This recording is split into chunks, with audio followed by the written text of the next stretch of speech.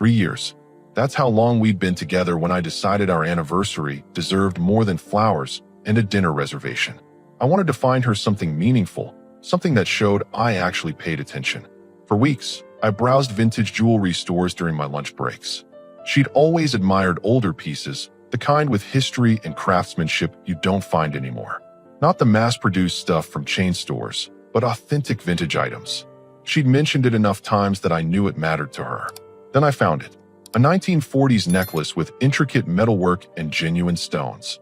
The jeweler authenticated it, explained the era, the technique used to craft it. $5,000. It took a serious chunk of my savings, but I figured 3 years together warranted the investment. I had the documentation, the certificate, everything proving its authenticity and value. The night of our anniversary, I'd reserved a table at her favorite restaurant. 8 of our closest friends joined us to celebrate. She looked stunning, and for a moment, I felt confident about my choice. The dinner went well, conversation flowed naturally, and when dessert arrived, I pulled out the small vintage box. "Happy anniversary," I said, sliding it across the table. She smiled, that bright expression I'd fallen for years ago, and opened it. But as she lifted the necklace, her smile vanished. She held it up, examined it for maybe 3 seconds, then her face twisted with disappointment. "Is this a joke?" she asked. I blinked. "What do you mean? This looks like something from a dollar store." She dropped it back in the box with a careless flick of her wrist. "I don't wear cheap costume junk. I deserve genuine designer pieces." The table went quiet. Everyone stopped eating. I felt 8 pairs of eyes on us. "It is genuine," I said calmly. "It's authenticated vintage from." "Vintage?" She laughed, but there was no humor in it. "That's just a fancy word for old and worthless." Before I could respond, she stood up, grabbed the box, walked to the nearby trash bin, and dropped it in. The sound of it hitting the bottom echoed in the sudden silence. She returned to her seat like nothing happened. "Can we order another bottle of wine?" she asked the waiter, as if she hadn't just publicly humiliated me. I sat there for a moment, processing. Our friends looked uncomfortable, some staring at their plates, others glancing between us with confused expressions. My hands were steady, my voice calm when I spoke. "Excuse me for a second." I stood, walked to the trash bin, and retrieved the box. It had landed on top of some napkins, thankfully. I wiped it off, pocketed it, and returned to the table. Everyone watched me, waiting for an explosion that wasn't coming. She rolled her eyes. "You're seriously keeping that?" "Fair enough," I said simply. "Fair enough what?"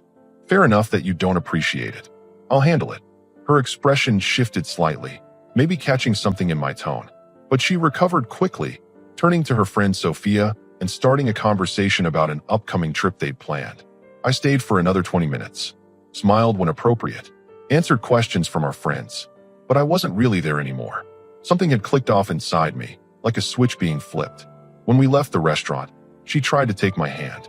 I let her, but my grip was loose, uninvolved. The drive home was quiet. She filled the silence with talk about the dinner, the food, everything except what she'd done. Back at her place, she finally addressed it. "You're upset about the necklace thing." "I'm processing it," I said. "Processing what?" "I just didn't like the gift. That happens sometimes." "You threw it in the trash. In front of everyone."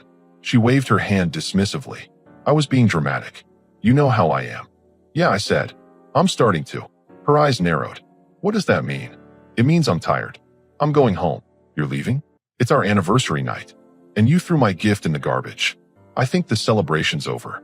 I headed for the door. She followed, her voice rising with each word. "You're really going to make this a big deal? Over a cheap necklace?" I stopped at the threshold, looked back at her. "Good night."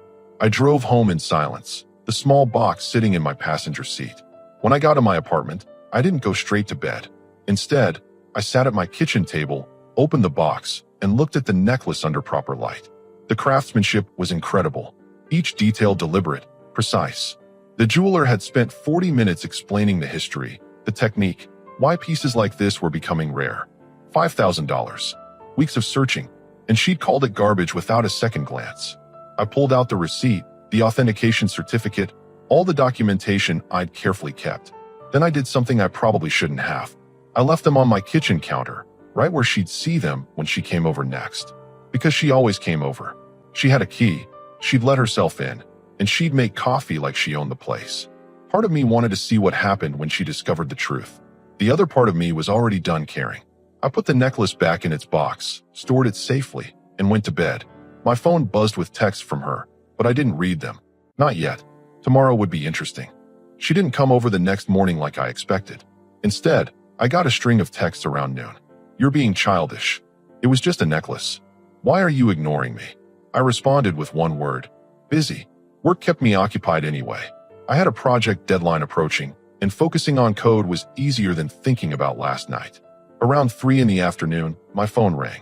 Her name flashed on the screen. I let it go to voicemail. 2 hours later, she texted again. "Can I come over after work? We need to talk." "I'll be home by 7, I replied. What I didn't mention was that I'd be home, but I wouldn't be waiting for her with open arms. I had plans to go to the gym, grab food, and maybe actually relax for once. She had a key. She could let herself in if she wanted. I got home around 7:30. My apartment was dark when I walked in, which meant she hadn't arrived yet. Good. I dropped my gym bag, grabbed a water from the fridge, and noticed the documentation still sitting on the counter exactly where I'd left it. By 8 o'clock, I'd showered and was settling in with leftover Chinese food when I heard the key turn in my lock. She walked in, and I could immediately tell her mood hadn't improved. Her expression was tight, frustrated. "You made me wait," she said, closing the door harder than necessary. "I told you I'd be home by 7. Didn't say I'd be waiting by the door." She dropped her purse on my couch, crossed her arms. "We need to discuss last night." "Okay, discuss." "You're acting like I committed some crime. I didn't like a gift." "That's allowed."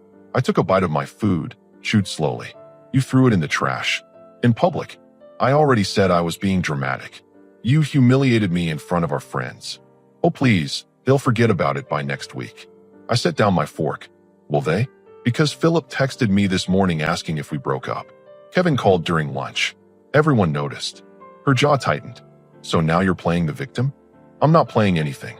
I'm stating facts." She opened her mouth to respond, then stopped. Her eyes had drifted past me, landing on the kitchen counter, on the papers I'd left there. I watched her face change as she walked closer, picked up the receipt, and actually read it. The color drained from her cheeks. "This says $5,000. "It does." Her hand shook slightly as she picked up the authentication certificate. "This is authenticated vintage, certified by a licensed appraiser. There's also a letter of provenance in there explaining the history." She read through everything, her breathing getting faster with each page. When she finally looked up at me, her eyes were wide, panicked. "You spent $5,000 on that necklace." "I did, and I threw it in the trash." "You did? Why didn't you tell me how much it cost?" I leaned back in my chair. "Because the value shouldn't matter. You didn't even look at it before deciding it was worthless. You made up your mind in 3 seconds. I thought it was costume jewelry. It looked like what you asked for. Vintage, authentic, unique. But you wanted a brand name logo, didn't you? Something you could show off and have people immediately recognize as expensive." Her mouth opened and closed, no words coming out. She set the papers down carefully, like they might crumble. "I made a mistake," she said quietly. "I'm sorry. I genuinely didn't know." "You're sorry you were wrong about the price. Not sorry for how you treated me. That's not fair, isn't it? You called it garbage. You embarrassed me. And now that you know it cost money, suddenly you care." She moved closer, reached for my hand. I didn't pull away, but I didn't respond to her touch either. "Let me make it up to you," she said. "I'll wear it.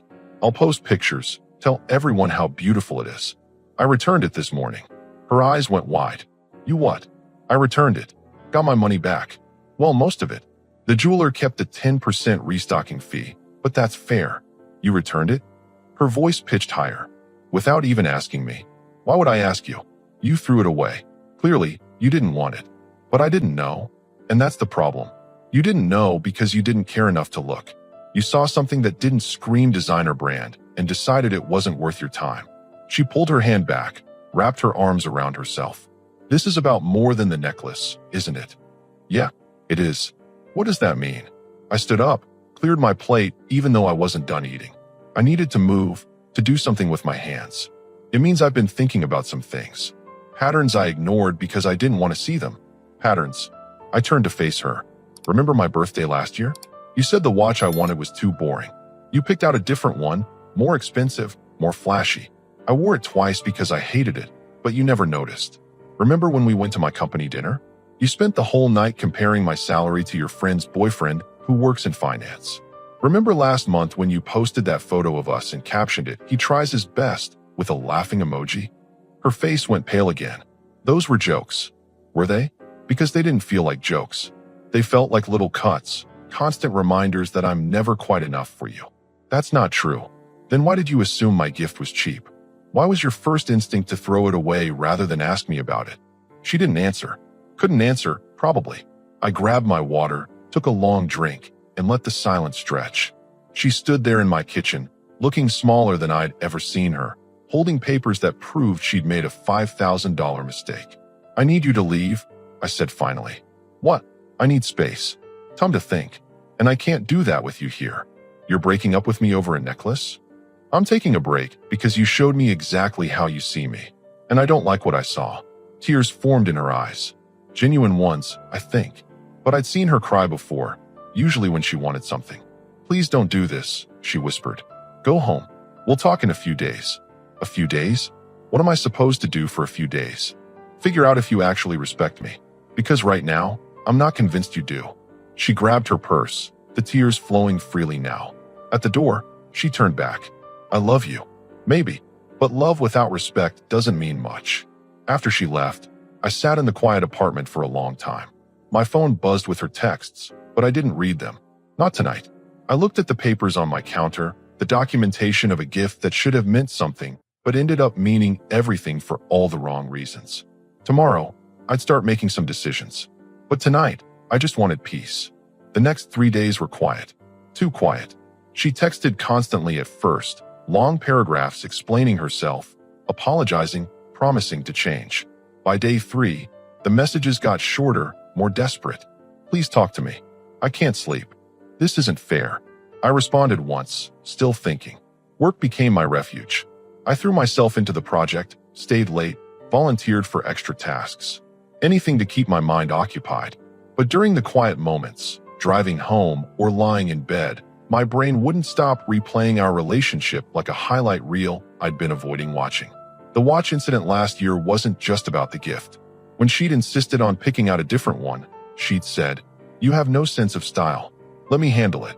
I'd laughed it off then, figured she was trying to help. But she'd spent $300 more than the one I wanted, and when I mentioned the price difference, she'd rolled her eyes. "You make decent money. Stop being cheap." Cheap. That word came up a lot. When I'd suggested cooking at home instead of eating out 3 times a week, she'd called it cheap. When I'd bought store-brand groceries instead of name brands, she'd made a comment to her friend Sophia on speakerphone. "He's so frugal, it's embarrassing." I wasn't frugal. I was practical. I had student loans, a car payment, rent. I made $42 an hour as a software developer, which was solid, but it wasn't infinite money. She worked in graphic design, made decent income too, but she lived like she had twice what she earned. Thursday night, Kevin called. "How you holding up?" he asked. "I'm fine." That's not what I asked. I sighed. Honestly, I'm confused. Part of me wants to fix this. The other part is wondering why I'd want to. The anniversary thing was rough, man. Everyone felt awkward. Yeah, I noticed. "You know, Haley pulled me aside after you left. She said that wasn't the first time she'd seen her dismiss something you did. That caught my attention." "What do you mean? Remember your promotion celebration 2 months ago? We all went out for drinks. You were excited about the raise, talking about how you could finally upgrade your car. She cut you off mid-sentence and started talking about her coworker's boyfriend who just made partner at his law firm. I did remember that. I'd brushed it off as her being socially awkward, not reading the room. But Kevin's words made me reconsider. Haley said watching you two sometimes makes her uncomfortable, like she's waiting for her to say something cutting. She mentioned that. Not just her. A few of us have noticed. We just figured you were okay with her personality. Her personality. That's what I'd been calling it too. She's just direct. She's just honest. She's just confident. All these justifications for behavior that, when I actually examined it, felt more like systematic dismissal. Friday morning, I did something I probably should have done months ago. I opened my banking app and reviewed our shared expenses from the past year. We'd split bills proportionally based on income, which seemed fair. But when I added up dinners, trips, gifts she'd insisted I buy for her friends' weddings and birthdays, the numbers didn't look proportional anymore. I'd spent nearly $8,000 on her in the past year. She'd spent maybe $2,000 on me, and most of that was the watch I never wore. I wasn't keeping score to be petty. I was looking for patterns. And the pattern was clear. She expected my resources, my time, my effort, but gave back the bare minimum while making me feel like I should be grateful for her attention. My phone rang. Her name flashed. Against my better judgment, I answered. "Finally," she said. "I've been trying to reach you for days.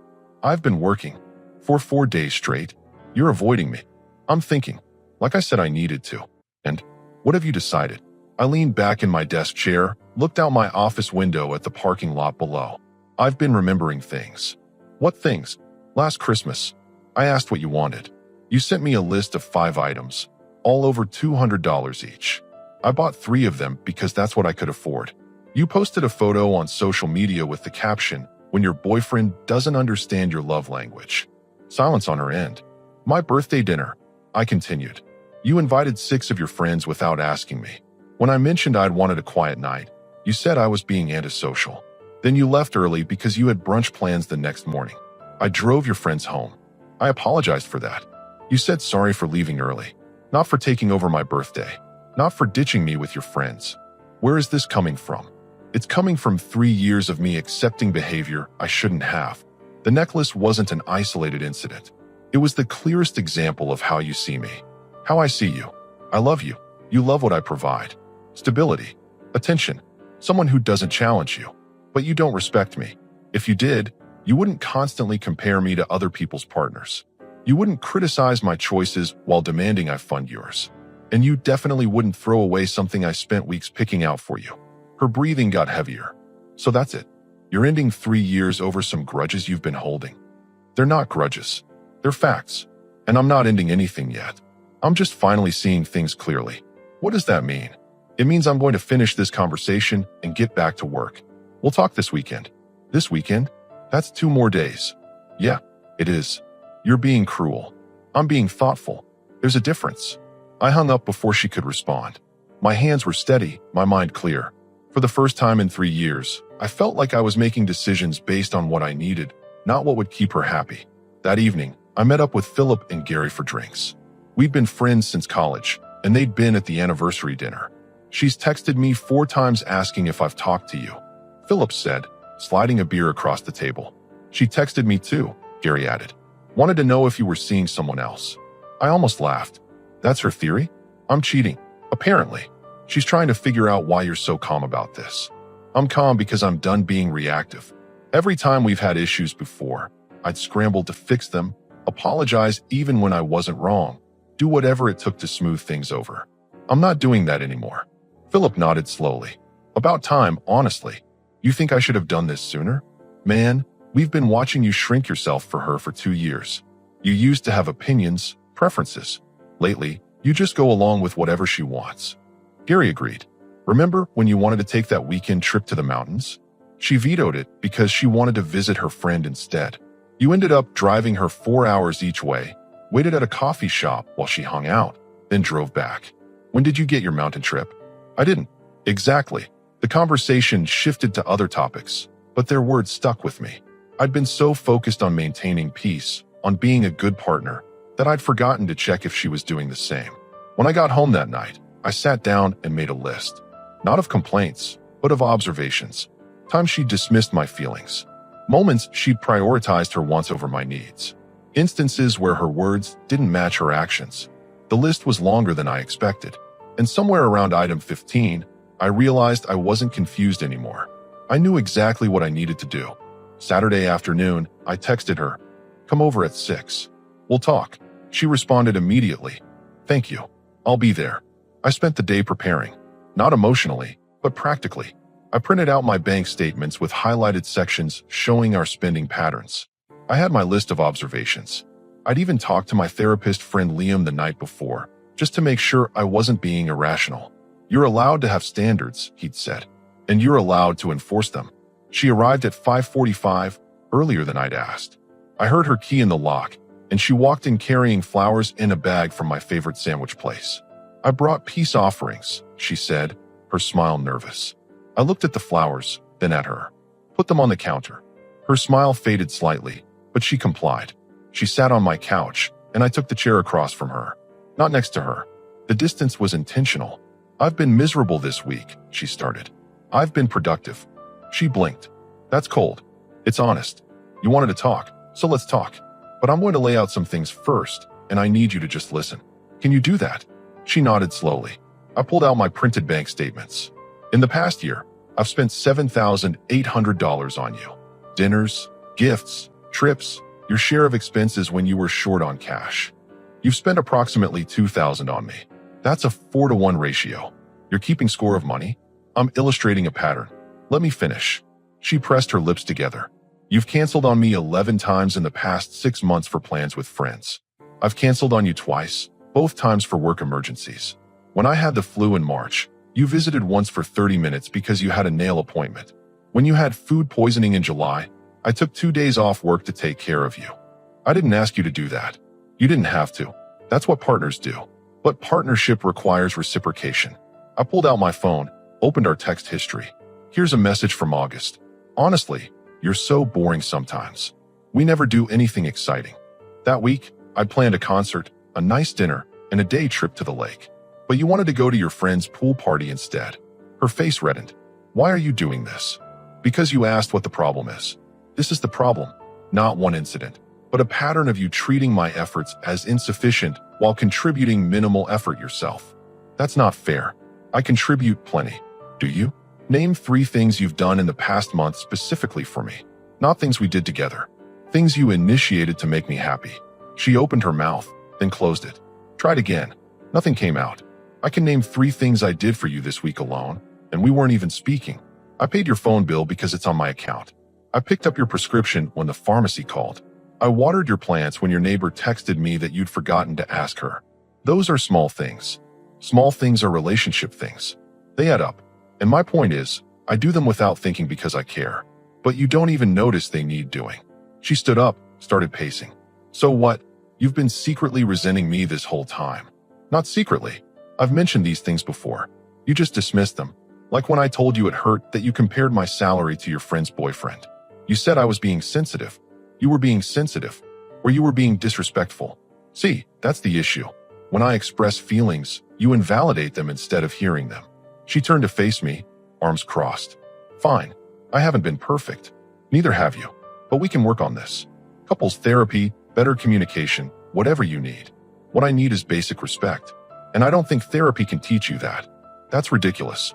Everyone can benefit from therapy. You're right.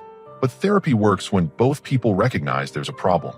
You think the problem is that I'm too sensitive, too focused on small things, too unwilling to overlook your personality. I think the problem is you don't value me beyond what I provide. That's not true. Then why did you throw away my gift? Not because it was ugly or poorly made. Because you assumed it was cheap. You saw 0 brand recognition and decided it had 0 value. That's how you see me too. I don't have the flashy job, the impressive salary, the social status you want. So you tolerate me while waiting for something better. You're putting words in my mouth. Am I? Last month at Tiffany's bridal shower, you introduced me to her cousin by saying, "This is my boyfriend. He's in computers." Not, "He's a software developer." Not, "He designed the platform our company uses." Just, "He's in computers, like I fix printers." Her face went pale. I didn't mean it like that. How did you mean it? I just simplified it because she wouldn't understand the technical stuff. She's a data analyst. She'd understand perfectly. You simplified it because you were embarrassed. Silence filled the room. She sat back down, and I could see her scrambling for arguments, for justifications. "Okay," she said finally. "Maybe I haven't been appreciative enough. Maybe I've taken you for granted. But relationships go through phases. We can fix this. Can we? Because I've tried fixing things before. Remember when we talked about your spending habits? You agreed to budget better. That lasted 3 weeks. Remember when I asked you to stop criticizing my choices in front of friends? You said you'd be more mindful. Then at Kevin's barbecue, you made fun of my shirt in front of everyone. That was a joke. Jokes are funny. That was humiliating. She rubbed her face with both hands. What do you want from me? Groveling? I've apologized. I've explained. What else is there? I want you to understand why the necklace mattered. It wasn't about the money. It was about you not even considering that I might have put thought into it.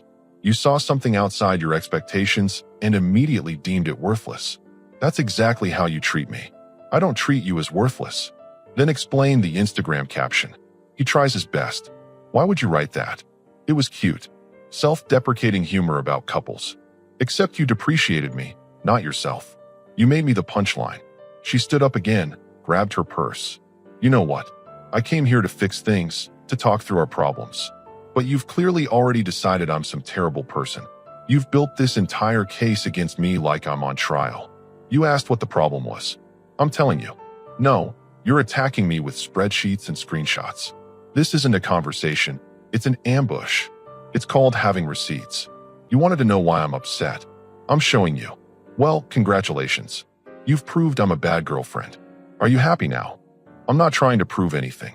I'm trying to show you who we've been so you can decide if that's who you want to be. She headed for the door, then stopped. And what about you? Are you perfect? No, I'm not. I've enabled this by not setting boundaries sooner. I've accepted disrespect because I wanted to avoid conflict. That's on me. But I'm correcting that now. By ending us. By requiring respect. If you can provide that, genuinely, then maybe there's something to salvage. If you can't, then yes, we're done. Her hand gripped the doorknob. How am I supposed to prove that? I don't know. That's your problem to solve. She left without another word. The door closed quietly, which somehow felt worse than if she'd slammed it. I sat there for a while, looking at my printed documents, my highlighted sections, my careful notes. Part of me felt guilty for being so prepared, so clinical. But another part felt relieved. For 3 years, I'd been improvising, reacting, adjusting myself to fit her expectations. Now I'd finally stated mine. And if she couldn't meet them, at least I'd know I tried. My phone buzzed an hour later. A text from her. I need time to think about what you said. I responded, take all the time you need. And for the first time in days, I actually meant it. 2 weeks after our last conversation, I texted her. We need to talk. Tomorrow at 7. My place. She arrived early again, but this time without gifts. She looked tired, like she hadn't been sleeping well. I've thought about everything you said, she began. Good. So have I. She sat down, hands folded in her lap. I realize I haven't been the partner you deserved.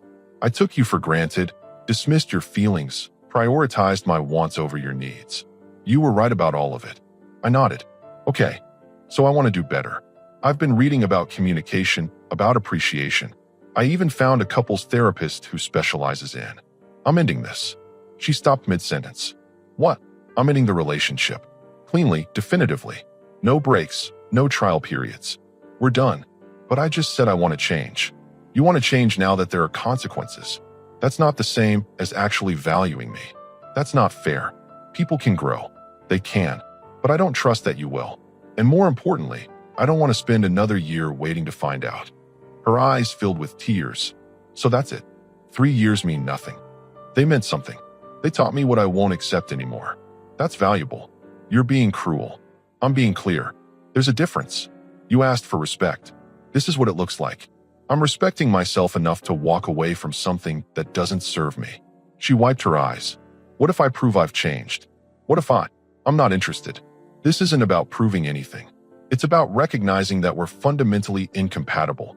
You need someone who values status and appearances. I need someone who values effort and intention. Those aren't the same thing. So you've just given up?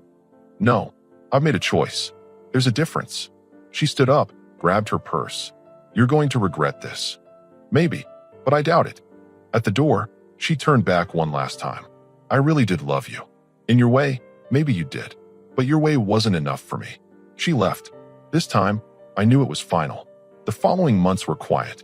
I focused on work, got promoted to senior developer, paid off a chunk of my student loans with the money I'd recovered from returning the necklace, started going to the gym consistently, reconnected with friends I'd neglected. Through mutual acquaintances, I heard she'd started dating someone new, someone with a more impressive job title, a nicer car. Good for her. She'd found what she was looking for. Gary asked me once if I missed her. Sometimes I missed the idea of her, the potential of what we could have been if she'd met me halfway.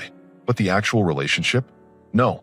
I don't miss walking on eggshells, constantly wondering if my efforts were enough, always feeling like I was failing some test I didn't know I was taking.